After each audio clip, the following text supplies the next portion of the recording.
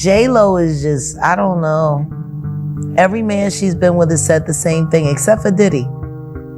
Diddy's the only one that said she was a great girlfriend and how he wish he hadn't messed it up. Well, she deserves it. She's one of the flyest out there. Yeah, well, she thinks that of you too. She named you one of the great loves of her life. Yeah, was she one of yours too? Yeah, without a doubt. Inside Diddy's legal meltdown, and why J.Lo's silence is deafening. While the spotlight continues to burn hot on Diddy, the silence from Jennifer Lopez has become impossible to ignore. For someone who's built a decades-long career in front of flashing cameras and screaming fans, her recent retreat from public life is raising serious questions. But first, let's talk about the man at the center of it all, Sean Diddy Combs. After facing mounting allegations for months, Diddy is now stuck in a legal nightmare. His attempts to secure bail have been rejected not once, but twice, with two separate judges siding with prosecutors who insist he remains a flight risk. Despite offering a staggering $50 million bond, agreeing to travel restrictions, drug testing, GPS monitoring, even turning over the passport of his 1-year-old child, the courts didn't budge. So now, the once untouchable music mogul finds himself locked inside Brooklyn's Metropolitan Detention Center, far from the velvet ropes and private jets he was used to. And here's where things take a darker turn. The U.S. government is no longer just investigating isolated incidents. According to court filings and federal sources, prosecutors believe Diddy operated a coordinated network, one designed to intimidate, manipulate, and silence victims. This isn't just about personal misconduct anymore. It's being treated like organized criminal activity. The charges are brutal. They include conspiracy, coercion, and abuse spanning more than a decade, with victims claiming they were blackmailed, surveilled, and in some cases, physically harmed. Diddy has pleaded not guilty to all charges, and his legal team continues to fight. But the sheer volume of evidence is staggering. One of the most explosive pieces? A video allegedly leaked by the Department of Homeland Security, showing Diddy assaulting Cassie Ventura in a hotel hallway. The footage quickly went viral, and while Diddy's lawyers argue it was illegally released and could prejudice a jury, the public reaction has already shifted the narrative. Suddenly, it's not just accusations, it's visual proof. Now, here's where J.Lo's story reconnects. With every development in Diddy's case, Jennifer's name keeps resurfacing. From the nightclub shooting in 1999 to her rumored presence at Diddy's infamous gatherings, the timeline of events keeps placing her close to the fire. Even if she never directly spoke out, her silence has become a storyline in itself. Once a media darling, J.Lo has largely disappeared from the red carpet. Appearances have dwindled, interviews canceled, social media activity toned down. For someone known for meticulously curating her image, this retreat feels anything but random. Sources say federal investigators might be interested in speaking with her again, especially if the reopened 1999 case gains traction. And while there's no confirmation of a subpoena, some speculate she's doing everything possible to avoid one. There are even whispers that she might be out of the country, hiding in a jurisdiction without an extradition treaty. That claim hasn't been proven, but the fact that people are even entertaining the idea says everything about the current perception. And it begs the question, what is she so afraid of? For years, J.Lo projected the image of resilience, power, and success. But the cracks are beginning to show. If she was indeed more involved in Diddy's past than she's let on, whether through protection, silence, or direct action, she could be facing serious reputational damage. Or worse. And now, with Diddy's empire crumbling, the shield that may have once protected her is collapsing too. As investigators continue piecing together the puzzle, one thing is becoming more apparent with each passing day. This is no longer about isolated scandals. This is the unraveling of a machine, And Jennifer Lopez? She may no longer have the luxury of staying silent. How far did J.Lo go to protect Diddy? The deeper you dig into the Diddy scandal, the harder it becomes to separate myth from fact. But one name keeps resurfacing: Jennifer Lopez. Not just as a former lover, but as someone who may have actively helped him evade consequences. Let's start with what's already public. In the aftermath of the 1999 nightclub shooting, all eyes were on Diddy and his then-girlfriend Jennifer Lopez. While Shine, Diddy's young protege, ended up behind bars, J.Lo walked away without charges. At the time, she testified that Diddy had no weapon, and according to some insiders, that testimony may have helped clear his name while solidifying Shine's fate. But according to multiple sources, including former bodyguards and insiders from Bad Boy Records, this was no innocent misunderstanding. Some claim that J.Lo was more involved than she let on. One shocking allegation? That she was the one who threw the gun from the car after the shooting, and that this was witnessed by others in the vehicle. Even more alarming is the possibility that the entire narrative was prearranged.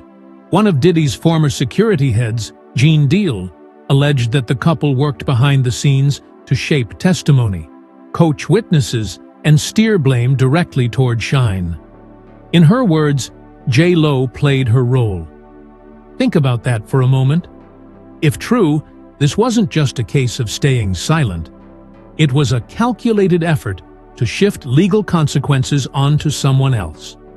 Shine, after all, was barely 21 and new to the industry. He trusted Diddy, and that trust may have cost him nearly a decade of his life. But this isn't where it ends. Multiple lawsuits now reference a series of private parties organized by Diddy, where disturbing behavior allegedly occurred. These events, what Diddy reportedly referred to as his so-called freak-off parties, were said to involve coercion, manipulation, and, in some cases, underage victims. Jennifer Lopez has been linked to these gatherings, not as a passive guest, but as someone allegedly seen in the middle of it all. One particularly disturbing account from a woman named Misha claims that J.Lo was present during one of the most traumatic moments of her life, standing silently, making eye contact, but offering no help. Could this be true? Could one of the world's most celebrated entertainers have stood by while such things happened? That's what people are starting to ask. And it's not just the fans who are wondering. Reports claim that federal investigators have reopened the 1999 case, now looking at it through the lens of what they've uncovered from Diddy's seized properties. If that's accurate, J.Lo may be dragged back into legal proceedings, not as a celebrity witness, but potentially as a person of interest. Then there's the fallout with Ben Affleck. After rekindling their relationship and getting married in 2022, J.Lo and Ben appeared to be Hollywood's fairy tale comeback story. But behind the scenes, things were unraveling. As Diddy's legal troubles mounted, so did the tension in their marriage. Rumors swirled that Ben became increasingly uncomfortable with J.Lo's past, and particularly what he allegedly saw on a tape obtained by the FBI. According to Sujay Knight, who spoke from prison, the FBI may have shown Ben a clip from Diddy's home. The video, he claimed, revealed J.Lo in a compromising position, possibly attending one of Diddy's notorious gatherings. Whether or not that's true, insiders say Ben changed after that. He distanced himself, he moved out, and soon after, the couple quietly split. For someone like Ben Affleck, who's known for being intensely private, uncomfortable with fame, and deeply protective of his public image, that kind of revelation would be devastating, especially if he felt he'd been misled about the woman he married. Now, none of this has been proven in a court of law, but in the court of public opinion, the tide is turning. People are no longer giving J.Lo the benefit of the doubt. They're asking real questions. Why was she at these events? Why did she defend Diddy so passionately? Why did she avoid testifying in key moments? And most importantly, what does she know that we don't? As the federal case moves forward, one thing is becoming clear. This isn't just about Diddy anymore. His downfall is pulling others down with him. And Jennifer Lopez might be closer to the center than anyone expected. As fate would have it, 20 years later, here we are. Yeah. And I'm like, I felt inspired in the same way that I did when I did that first record. I was like, I'm gonna make This Is Me now. Diddy's world is crumbling, and J.Lo might be next. It's no longer a question of if Diddy goes down, it's a matter of when. And as the federal investigation drills deeper, names once protected by fame and money are now being whispered in legal circles. One of them is Jennifer Lopez. Behind the glittering stage lights and award show glamour, a much darker narrative is forming. According to recent court filings and testimonies, what Diddy allegedly ran for years wasn't just a celebrity lifestyle. It was a system designed to control, exploit, and silence. And Jennifer Lopez? She was there when it all started. Cassie Ventura's testimony ripped open the curtain. She described being young, impressionable, and eager to please a man who promised the world, and then allegedly turned her world into a prison. She spoke about being forced into disturbing encounters, where she was watched, manipulated, and ultimately broken. The most haunting part? She wasn't the only one. One of the most chilling accusations came from a woman who described Diddy's so-called freak-off parties as more than just lavish entertainment. According to her, these events were ritualistic, tightly controlled, and involved coercive acts that left lasting emotional scars. And during one of those nights, she claims J.Lo was present, watching. No intervention, no compassion, just a blank stare across the room. She wasn't alone in that claim. Multiple sources, including insiders and ex-staff, have described a pattern. That Jennifer Lopez knew more than she ever let on. That she was present in rooms where things happened that no one wanted on record. That she protected Diddy not just out of loyalty or love, but self-preservation. Let's be real. Silence is a shield. And for over 2 decades, J.Lo has worn hers well. But now, that shield is cracking. Investigators are going back to the beginning, to 1999, to the shooting, to the gun that allegedly vanished from J.Lo's hands, to the boy, Shine, who took the fall, to the woman, Nata Rubin, who was struck in the face and still hasn't changed her story. The idea that Jennifer may have helped orchestrate a cover-up is no longer a tabloid fantasy. It's a growing theory, backed by new testimonies, re-examined footage, and a renewed federal push. Even Diddy's former security team has begun cooperating. According to one ex-bodyguard, Diddy once said plainly, "I hate that boy." He was talking about Shine. The implication? He never planned to protect him. Some say J.Lo didn't either. Now imagine this. What if all of this comes out in court? What if tapes exist, and those tapes show exactly who was there and what they did? What if Jennifer Lopez is called to testify under oath about everything she's denied, avoided, or forgotten? What if the next arrest isn't Diddy, but her? That's the storm on the horizon. And whether it's fair or not, public opinion is shifting fast. Social media has gone from admiration to suspicion, from red carpet queen to potential accomplice. Because when the smoke keeps rising from the same spot, people start to believe there's a fire. And Jennifer Lopez may be standing right in the middle of it. The evidence is piling up, and J.Lo can't run from it forever. With each passing day, the Diddy case is growing more complex, more explosive, and more terrifying. Federal prosecutors aren't just building a case, they're building an empire-wide takedown. And somewhere in the shadows of all this, Jennifer Lopez's name keeps echoing. The real twist? investigators aren't just focused on the present. According to federal insiders, they're re-examining old cases, including the 1999 nightclub shooting that sent Shine to prison. And this time, they're not just asking what happened. They're asking who protected who. Two law enforcement sources confirmed to the New York Post that the 1999 incident is now back on the table as part of the larger federal probe into Diddy's alleged network. If that's true, J.Lo may soon find herself being questioned, not just about what she saw, but what she did. And she won't be alone. The testimonies are becoming harder to ignore. Cassie Ventura's tearful courtroom statements described a world of absolute control, where Diddy allegedly paid for everything she had, then used it to control her. From phones and homes to her clothes, her schedule, and even her body, Cassie says she had no life of her own. And when she tried to push back, it allegedly turned violent. Black eyes, swollen lips, bruises that needed makeup before red carpet events. These weren't just stories. They were sworn testimony delivered under oath. And while Jennifer Lopez hasn't been accused of violence, her long-term relationship with Diddy during the period in question is becoming impossible to separate from these events, especially as more women come forward.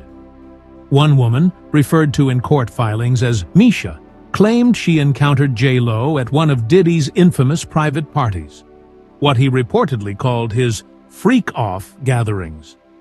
According to Misha, J.Lo made direct eye contact with her during a deeply traumatic moment, but said nothing, did nothing, just stared. Misha's testimony has never been officially disputed. And while it remains just one account among many, it paints an image of J.Lo as someone who may have witnessed far more than she ever admitted. And that's not even the wildest part. Jaguar Wright, whose claims have sparked controversy in the past, alleged that Jennifer Lopez knew exactly what was going on, and that she even attended Diddy's more private after-hours events. She went so far as to suggest that the marriage between J.Lo and Diddy, though never confirmed, may have been a legal strategy to protect them both. Again, these claims are unproven, but in the context of a sprawling federal investigation, no claim is off-limits anymore. And then there's the elephant in the room, the tapes. Rumors have swirled for years about secret recordings taken inside Diddy's properties, some of which may contain disturbing footage involving celebrities, models, and even minors. Now, some sources claim these tapes have made their way into the hands of investigators. One theory suggests that Ben Affleck himself was shown one of these tapes by the FBI, and that this may have shattered his relationship with Jennifer Lopez. Imagine thinking you're watching case evidence and instead discovering a loved one caught up in something dark and twisted. Whether that's true or not, insiders say Ben moved out soon after and filed for separation just weeks later. The timing is hard to ignore. And still, J.Lo says nothing. No public statement, no interviews, no denials, just silence. But silence speaks volumes, especially when paired with this much smoke. The broader question isn't just what Jennifer Lopez may have done, it's what she allowed to happen, what she turned away from, and what she might be running from now. Because as more evidence comes to light, it's becoming painfully clear. This isn't just Diddy's downfall, it's a reckoning, and no one is untouchable. Cassie's testimony. The moment everything changed. If there was any lingering doubt about the darkness surrounding Diddy's empire, Cassie Ventura's testimony shattered it completely. Her words didn't just make headlines, they shifted the entire tone of the investigation. And now, with her voice echoing through the courtroom, the facade of glitz and glamour that once surrounded Sean Diddy Combs has fully collapsed. Cassie wasn't just another ex speaking out. She was the woman who lived inside the machine. And what she described? Terrifying, disturbing, utterly dehumanizing. She told the court that Diddy controlled everything: her home, her car, her phone, her bank account, her schedule, her clothes, even her body.